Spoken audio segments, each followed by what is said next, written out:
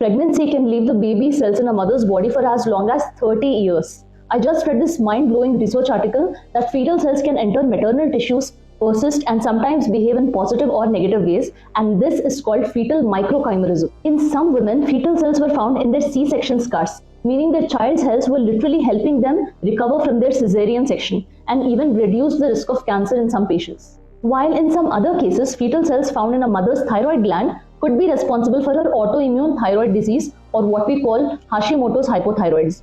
And you know what determines whether your child's cells work in your favor or against you? It's how your postpartum environment was.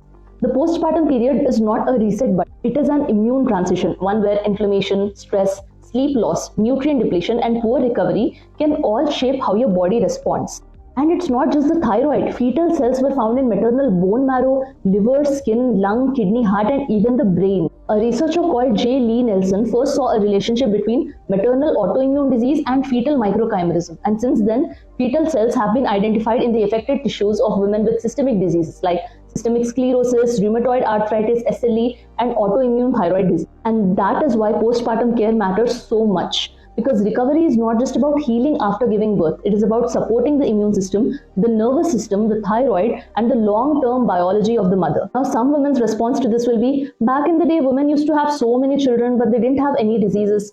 There are two things to note here. Firstly, back in the day, diagnosing diseases was not so common, so many women lived their lives without getting diagnosed in the first place. The second thing is that back then, our grandmothers had lovely, homemade, gut-friendly meals, went to bed appropriately, and most importantly, they didn't have to worry about their maternity leave getting over or things like bouncing back as soon as possible.